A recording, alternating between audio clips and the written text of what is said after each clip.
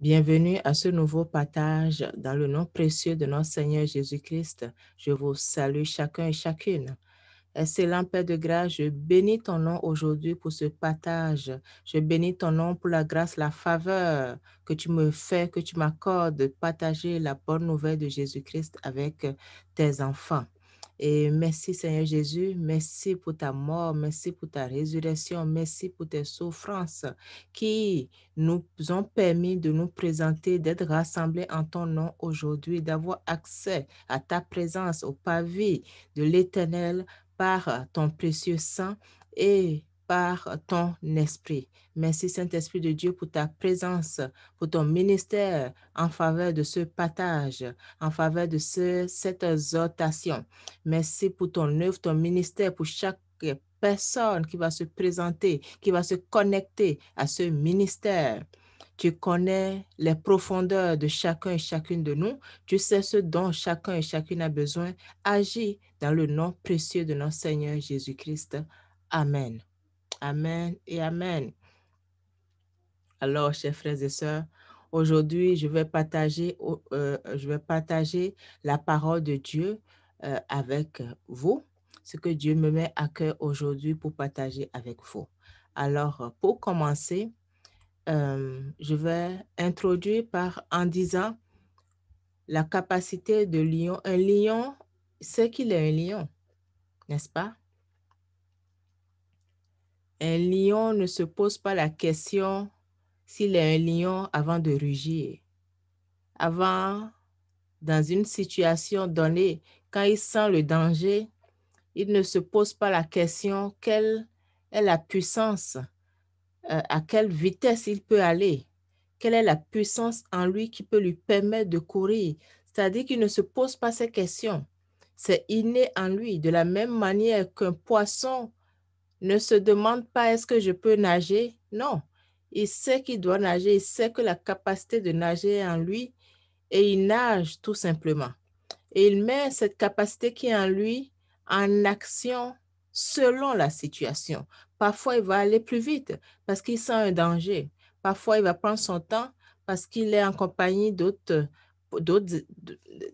poissons de son espèce, se sent en sécurité. Donc, il va être plus paisible. Il va juste être relax. Donc, tout cela pour dire que ces animaux, ils savent qu'il y a une puissance en eux et ils savent comment le mettre en action pour obtenir ce qu'ils doivent obtenir. Le lion, pour aller chasser, il sait qu'il doit, s'ils sont plusieurs à convoiter une même proie, il sait de quelle technique user pour faire fuir les autres animaux et pour avoir le dessus. Il le sait, c'est inné. Mais s'il ne le met pas en œuvre, il n'aura pas le dessus. Il va se laisser terrasser, bien qu'il ait la puissance en lui, bien qu'il ait la capacité en lui. Alors, ceci introduit mon verset, le verset sur lequel je me base aujourd'hui, sur lequel va porter cette exhortation aujourd'hui.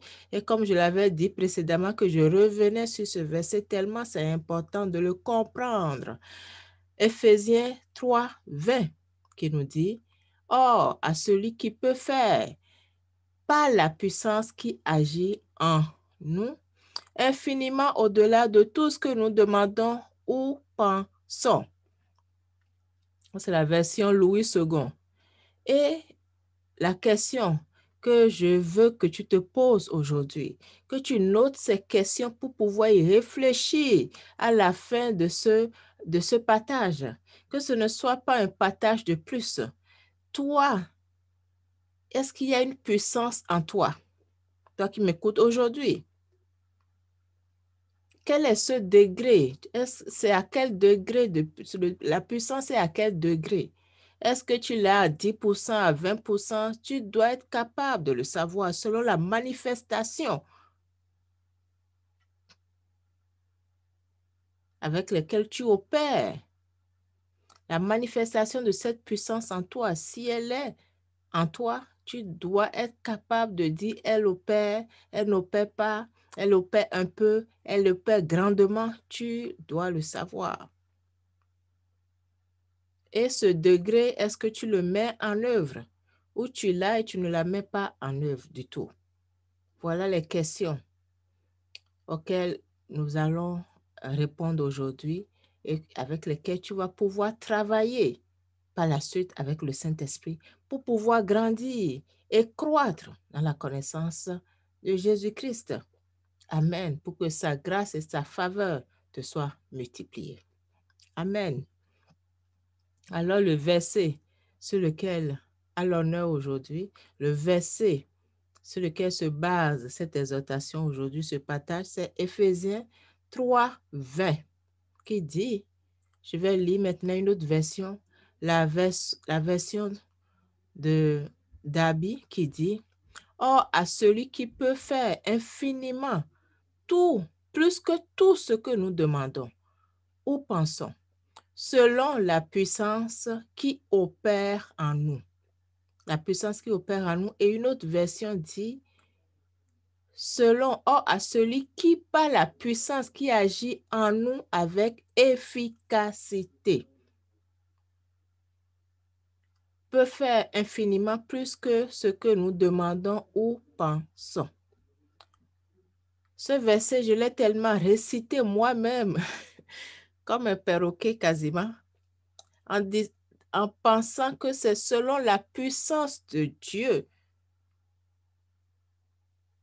qu'il répond à mes prières, qu'il m'exauce toujours. Et je rendais grâce en citant ce verset. Merci Seigneur de ce que tu vas faire au-delà de ce que je viens de prier. Parce que tu l'as dit, que tu fais infiniment au-delà de ce que je prie et je pense. Mais je citais la fin du verset sans comprendre le début. Jusqu'à ce que je ne sais même plus comment, mais l'Esprit de Dieu m'a fait faire un face-à-face avec Jésus-Christ, la parole, à travers cette parole. Amen. Et là, j'ai dit, OK, d'accord, je comprends. Je comprends beaucoup de choses. Pourquoi parfois nous prions, mais c'est silence radio.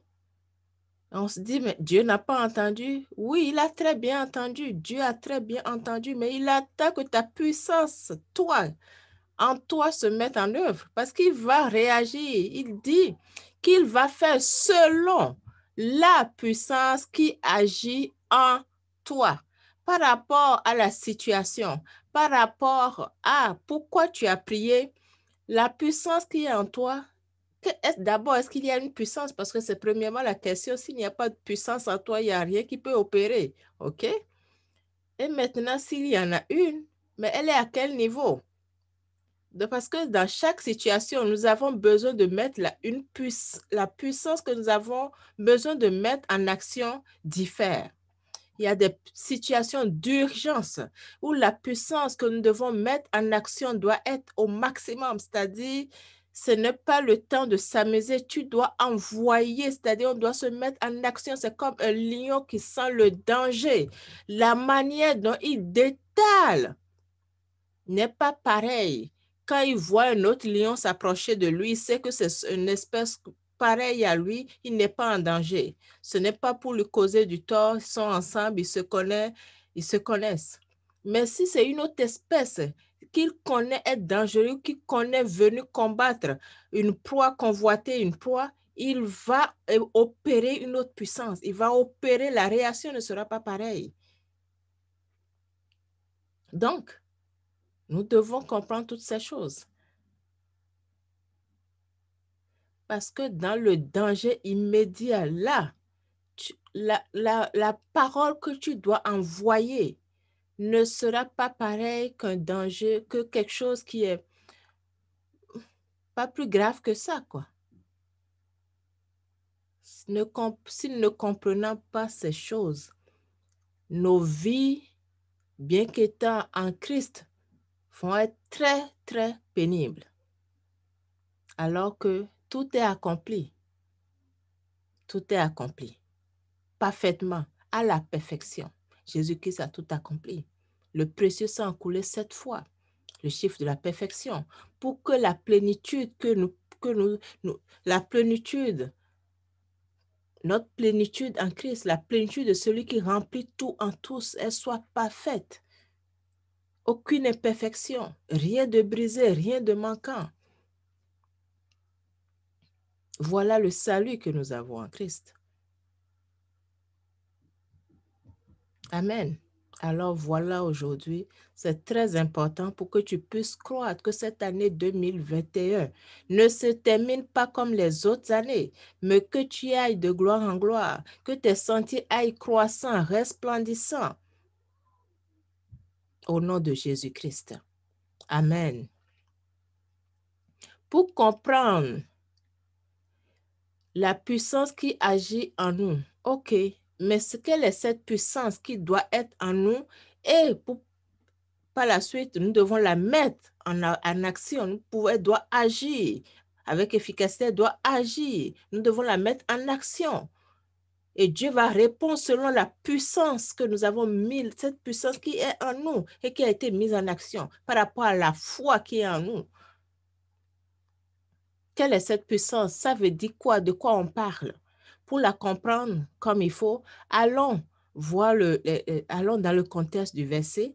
Allons lire Éphésiens 3, 14 à 19, qui dit, c'est l'apôtre Paul qui nous parle, il dit, à cause de cela, je fléchis les genoux devant le Père, duquel tire son nom toute famille dans les cieux et sur la terre, afin qu'il vous donne, selon la richesse de sa gloire, d'être puissamment fortifié par son esprit dans l'homme intérieur, en sorte que Christ habite dans nos cœurs par la foi.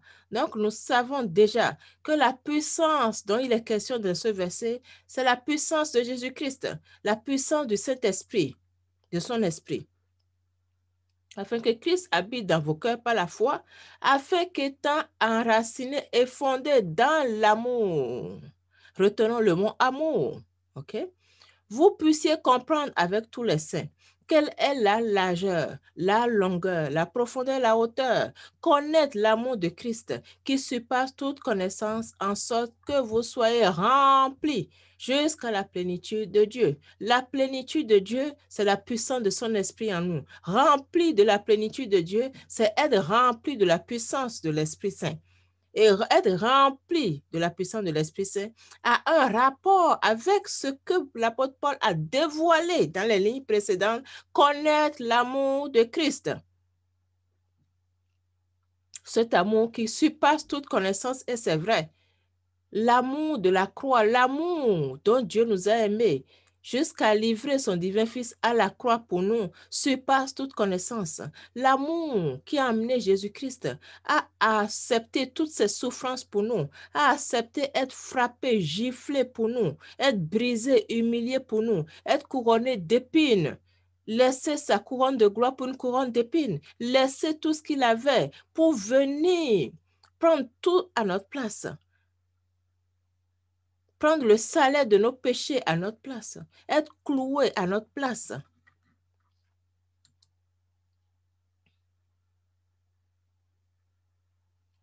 Cet amour surpasse toute connaissance.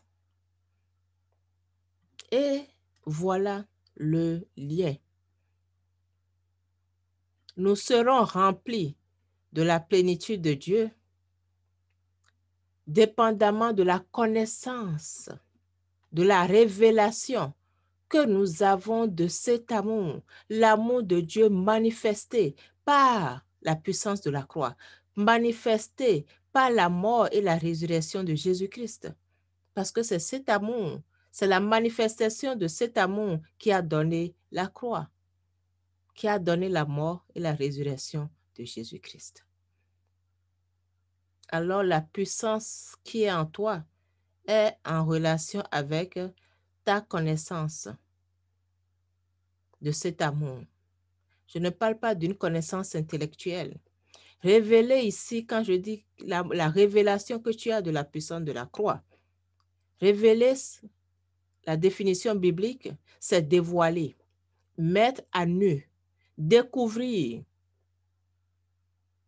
C'est-à-dire qu'il n'y a plus, tu découvres ça, c'est à nu devant toi. Ce n'est plus un mystère. Tu as la révélation de cet amour. Pour manifester, c'est-à-dire que révéler ce qui est révélé dans le sens biblique, tu as la révélation qui conduit à une manifestation, qui conduit à une action.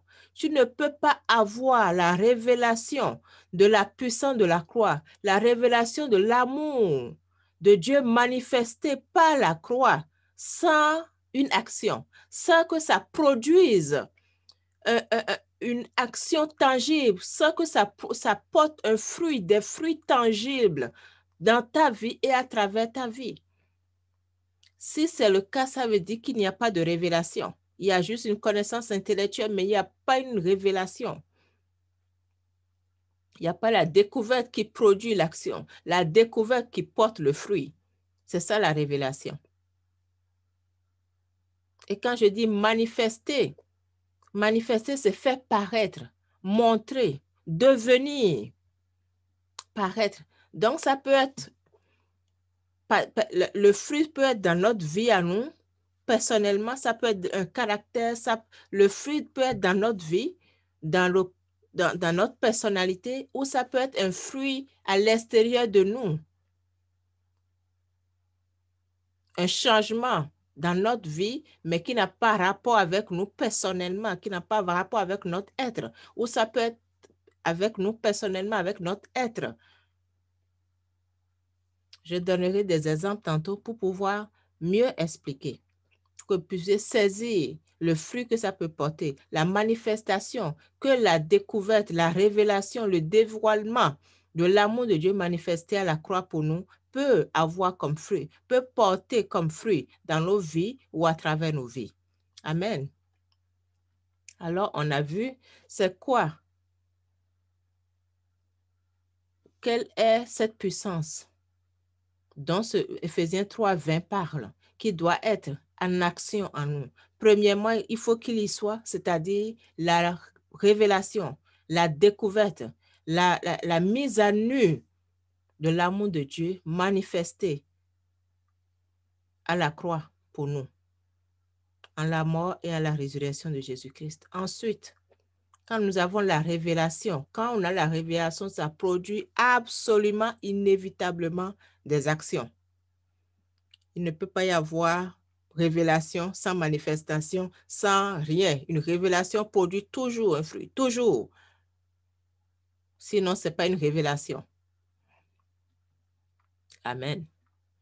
Maintenant, tu connais cette puissance, tu sais c'est quoi le lien. C'est la révélation de l'amour de Dieu manifesté, la puissance de la croix. Les deux sont liés. La puissance qui va être en action en toi va dépendre de cette révélation.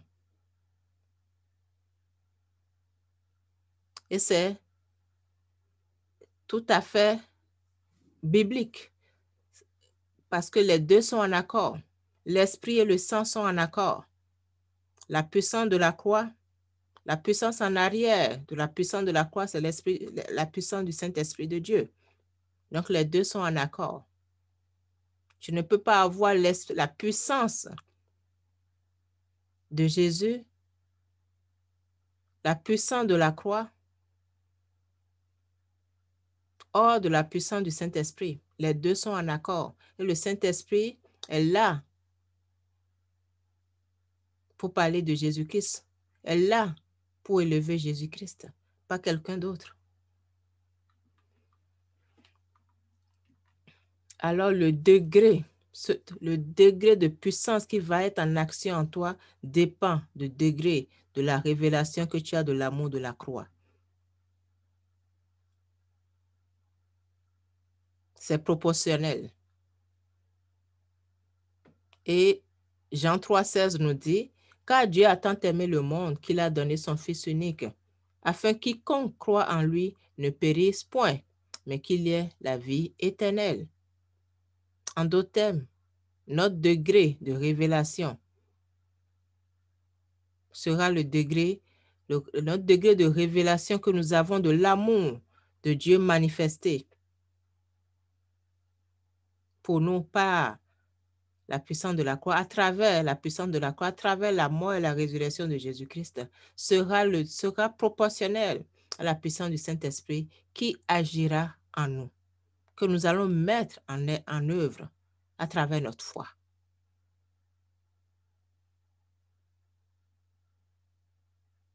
Nous ne pouvons pas être remplis de la plénitude de Dieu sans comprendre, sans avoir la révélation, sans que cet amour ne soit dévoilé à notre cœur. Et quand on dit en nous, parce qu'on dit la puissance, selon la puissance qui agit en nous. Donc, il y a la puissance, il y a agir et il y a en nous qu'il faut comprendre. J'ai expliqué la puissance. Agir, parce que quand on a la révélation, elle est en œuvre. Il y a une action qui s'ensuit. Absolument. Maintenant, en nous. En nous fait référence à notre esprit, parce que nous sommes esprit. Dieu est esprit. C'est-à-dire, nos facultés, le en nous dont on parle ici, c'est notre esprit qui englobe nos facultés de perception, de compréhension, d'émotion, notre attitude, nos facultés intellectuelles, notre raisonnement. Tout doit s'élever, tout doit saisir, doit être imprégné, imbibé de l'amour de Dieu manifesté par la mort et la résurrection de Jésus-Christ, par la puissance de la croix. Donc, comment nous sommes remplis de cette plénitude en nous? Et cette plénitude remplie, mise en action par la foi. Quand nous avons cette plénitude, assurément la foi est là. C'est parce que nous avons la foi que la plénitude est là. Cette plénitude se tient sur notre foi. Donc, nous serons remplis.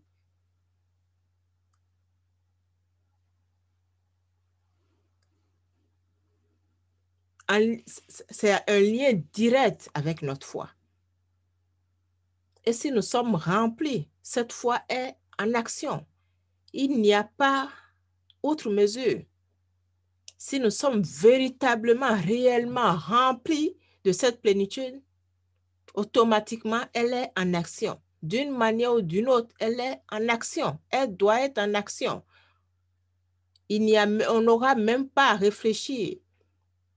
De la même manière que le lion ne réfléchit pas. Quand le danger est là, il sait qu'il doit courir. Il sait comment il doit réagir. Il sait qu'il doit rugir. Donc, quand nous sommes remplis de cette plénitude, notre foi est en action automatiquement. Et Dieu dit qu'il va répondre infiniment à nos prières, au-delà de ce que nous prions et demandons, selon la foi que nous allons mettre en action. Donc, si dans la prière, nous ne mettons aucune puissance en action, ne mettons pas cette plénitude, cette révélation que nous avons de la croix, nous ne nous tenons pas dans notre position, nous ne nous positionnons pas par rapport à la puissance de la croix, par rapport à l'œuvre achevée de la croix de Jésus-Christ pour nous.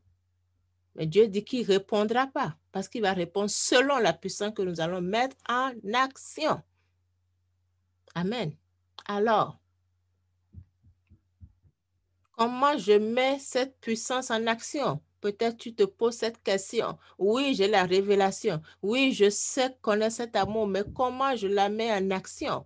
Si tu connais cette puissance, tu as la révélation de la puissance de la croix, de ce que Jésus-Christ a accompli à la croix pour toi. Face dans tes défis, dans tes difficultés, tu dois automatiquement, tu dois être rempli de ce que la croix a accompli pour toi. Un exemple, dans tes difficultés, je ne sais pas, peu importe sa nature, une mauvaise nouvelle, tu rentres au bureau le matin, puis le patron te tombe dessus, tu es découragé, tu ne sais pas quoi faire, mais ce n'est pas le temps de dire ma journée est gâchée ou ma vie est finie, non. Cette réponse Ce n'est pas la puissance de la croix en toi. C'est une autre puissance dont je tairai le nom ici. Tu n'es pas du tout en train de mettre en action la puissance de la croix en toi. Pas du tout.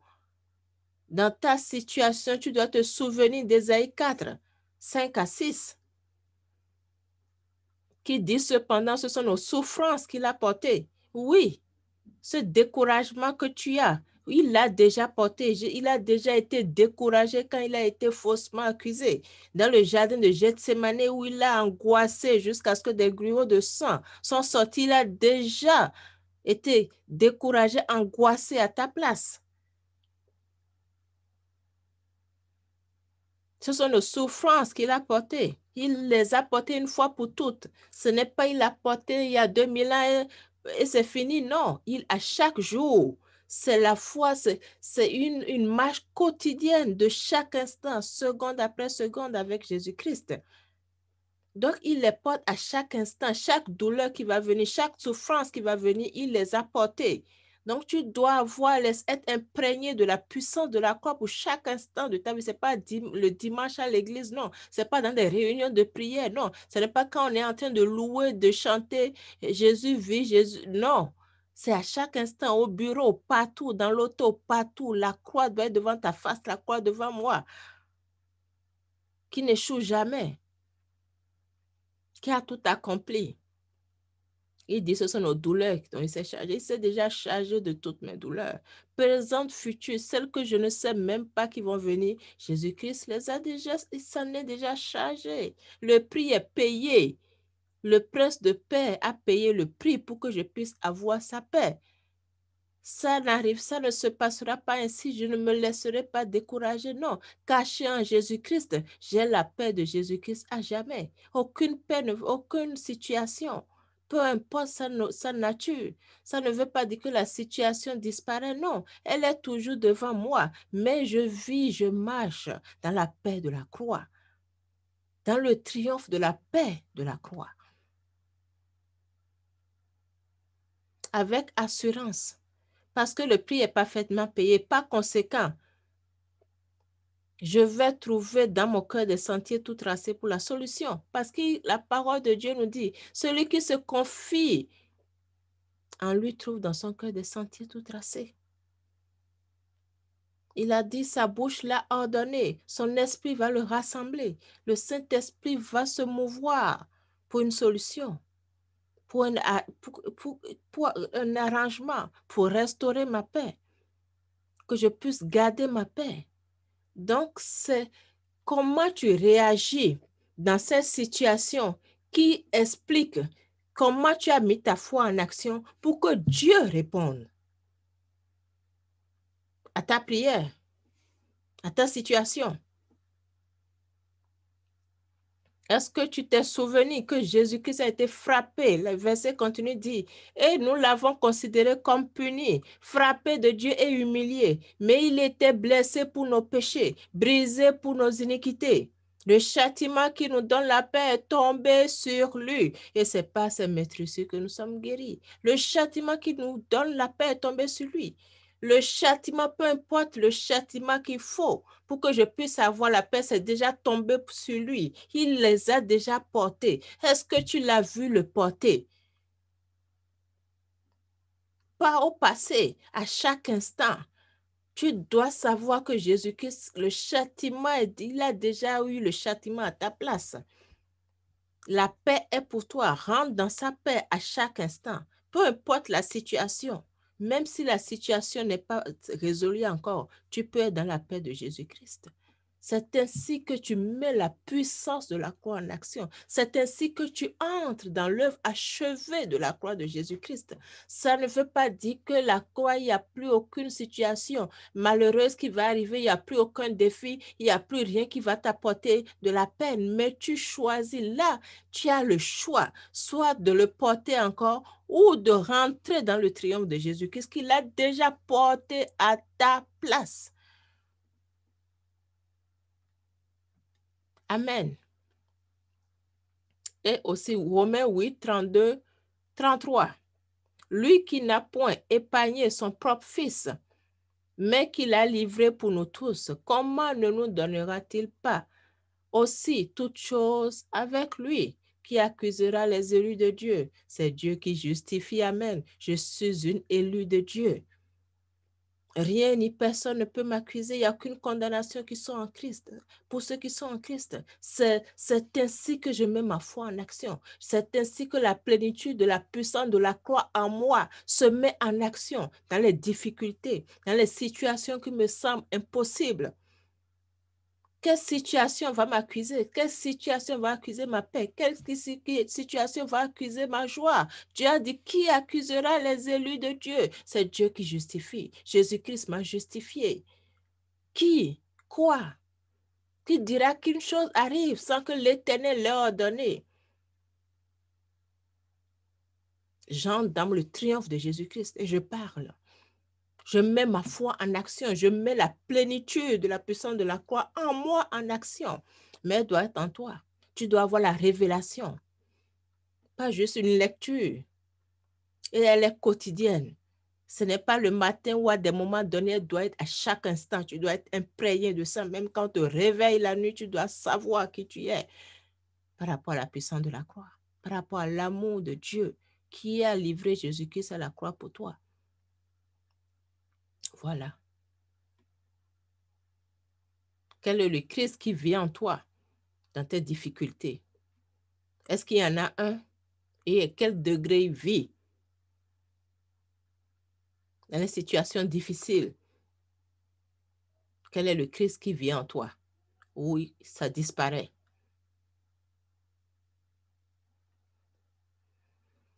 Alors, maintenant, un exemple biblique. On va prendre l'exemple de 2 Rois 1 qui parle d'Élie, le prophète Élie. Vous pouvez étudier tout le livre de 2 Rois 1 au complet, mais là, je vais juste donner l'exemple de 2 Rois 1, 9 à 15. OK? Donc, ici, on parle du roi Achazia qui était mécontent parce que le prophète Élie a donné une réponse à ses messagers qui lui a déplu.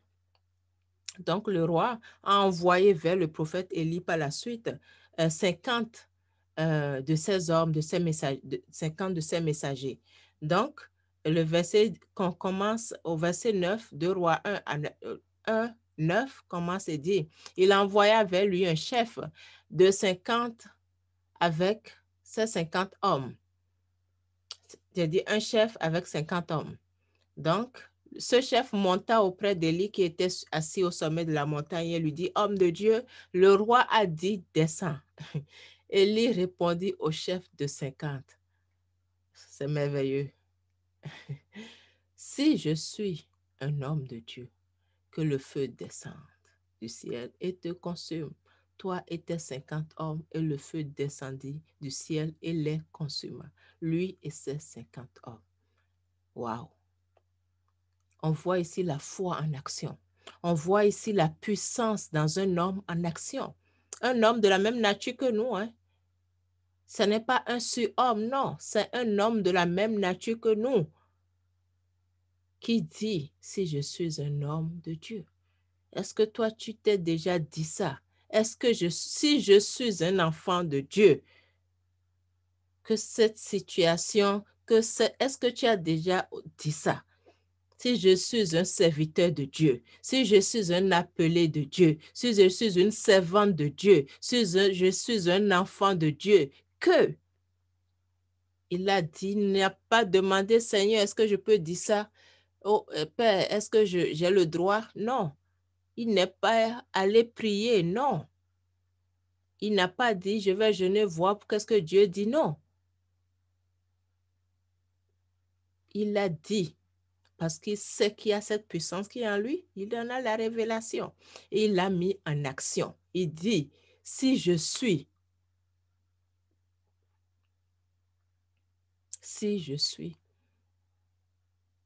un homme de Dieu, que le feu descende du ciel et te consume, toi et tes 50 hommes. Est-ce que Dieu n'a pas répondu comme il a dit dans sa parole? Comme il a dit, sa bouche l'a ordonné, son esprit le rassemblera. Qui dira qu'une chose arrive sans qu'il l'ait ordonné? Le serviteur de Dieu avait la connaissance de la puissance qui est en lui. Elle l'a mis en action. Et la réponse a été immédiate. Il a répété l'exercice encore une deuxième fois à nouveau. Le roi a envoyé encore un chef et 50 hommes. Et le prophète Élie a dit la même chose: si je suis un homme de Dieu. Et le même résultat. Il n'y a aucun nombre de variation en Dieu. Il est le même encore aujourd'hui.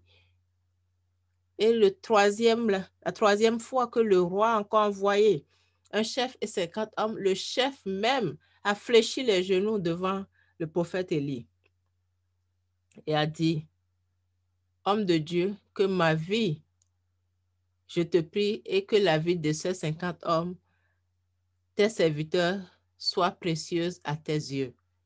Que voici le feu est descendu du ciel et a consumé les 2 premiers chefs de 50 et leurs 50 hommes. Mais maintenant que ma vie soit précieuse à tes yeux. Il est en train de dire au prophète Élie: épargne-nous, ne demande plus au feu de descendre. Et le prophète Élie ne l'a pas fait. Et l'ange de l'Éternel dit à Élie: descends avec lui, n'aie aucune crainte de lui.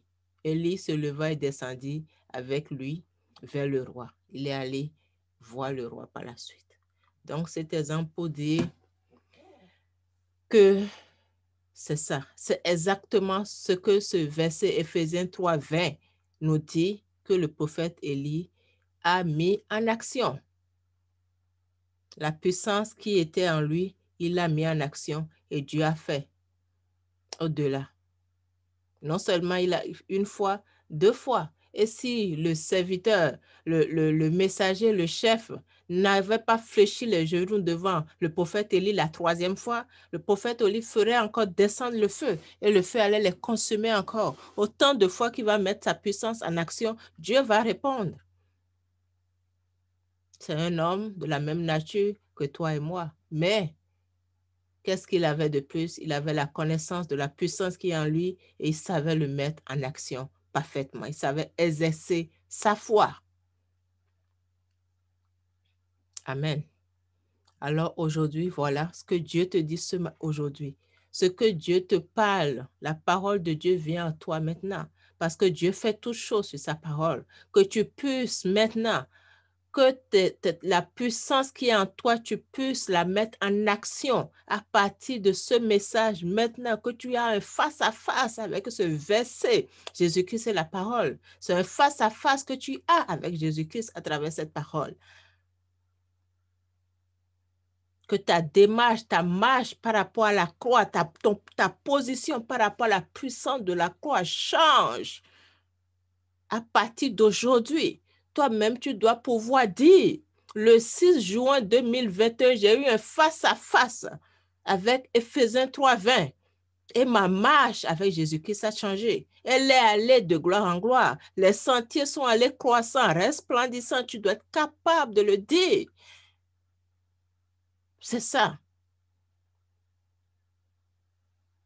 Avoir la révélation d'un verset. Avoir un face-à-face avec l'Esprit de Dieu dans le verset, dans la parole. Voilà ce que ça veut dire. Amen. Alors, que ce message ne soit pas un de plus pour ta vie, mais qu'elle soit le message qui a changé, qui changera ta vie. Le message qui va mettre une nouvelle brique à ta marche avec Jésus. Amen.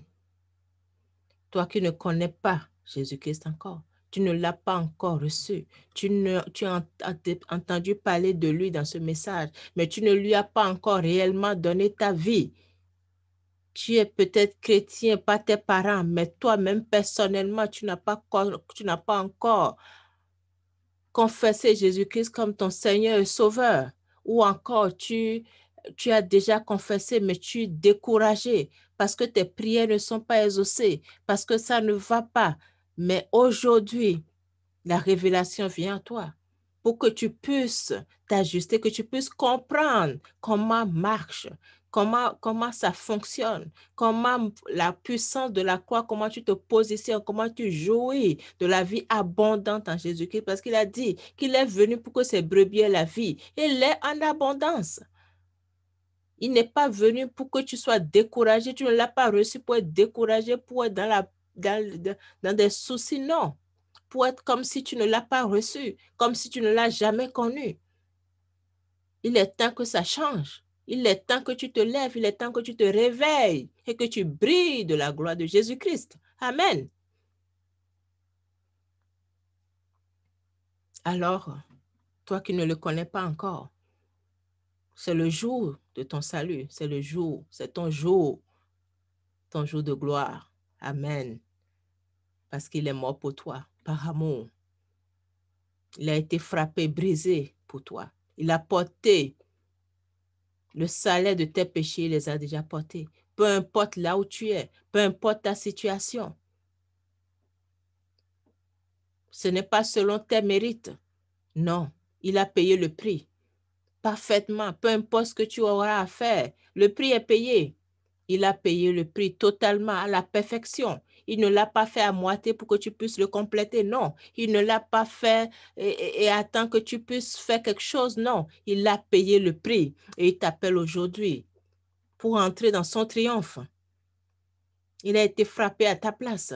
Il a été humilié à ta place. Il a porté la malédiction à ta place. Les couronnes de bois, il a porté de ronces. La couronne d'épines et de ronces, il a porté à ta place. Il a été cloué à ta place. Tout ce qui est en train de te clouer maintenant, tu peux te relever parce que Jésus-Christ a été cloué à ta place déjà. Quelle peur, quelle honte est en train de te clouer. Quelle souffrance est en train de te clouer. Vois Jésus cloué à ta place. Maintenant, il est là. Regarde-le à côté de toi. Tu n'as pas besoin d'aller à une place ou d'avoir un rendez-vous, un rituel. Non. Là où tu es, Jésus-Christ est là. Amen. Vois ses mains, ses pieds cloués pour toi, pour que toi, tu puisses être libre. Vois le frapper, gifler à ta place. Pour que tu puisses triompher pleinement, totalement. Aujourd'hui est ton jour pour le confesser comme ton Seigneur et Sauveur, pour lui donner totalement ta vie, qu'il puisse marcher avec toi, dorénavant par son esprit, qui vient habiter en toi dès que tu le reçois, qui est cette puissance qui vient habiter en toi et marche avec lui fidèlement pour croire dans sa connaissance, pour être rempli de sa plénitude, pour mettre en action cette puissance et jouir de la vie abondante qu'il a pour toi, qui est ton héritage en lui. Tu es désormais citoyen du ciel, participant de sa nature divine, assis dans les hauts lieux célestes avec lui. Crois-le, crois qu'il est mort et ressuscité pour toi, crois ce qu'il a fait pour toi, crois-le par la foi et confesse-le comme ton Seigneur, Sauveur, maintenant. Amen. Tu es béni, toi qui le reçois maintenant, qui lui redonne ta vie, qui lui redédie ta vie. Que son précieux sang t'environne, te couvre. Son précieux sang te purifie, te lave maintenant de tout péché, manquement, toute honte, tout est lavé complètement maintenant. Dans le sang de Jésus-Christ, fait de toi une nouvelle créature. Les choses anciennes sont passées, toutes choses deviennent nouvelles. Si tu continues à marcher avec lui, si tu es sincère dans ta marche avec lui, pour croire dans sa connaissance et agir avec sa puissance en toi. Il est un ami fidèle. Il est la lumière, la vie, la vérité. Amen. Que Dieu vous bénisse, qu'il nous bénisse dans le nom précieux de notre Seigneur Jésus-Christ, qu'il nous garde chacun et chacune et que ce message porte du fruit en abondance dans nos vies au nom de Jésus-Christ et que le Père soit glorifié par Jésus-Christ dans ce siècle et dans tous les siècles à venir. Amen. Merci Saint-Esprit de Dieu pour ta présence, ton ministère en notre faveur, ton ministère que tu continues en faveur de chacun et chacune. Au nom précieux de notre Seigneur Jésus-Christ. Amen. Merci pour votre présence. À la prochaine. Demeurez bénis. Que Dieu nous garde. au nom de Jésus. Amen. À bientôt. Bye bye.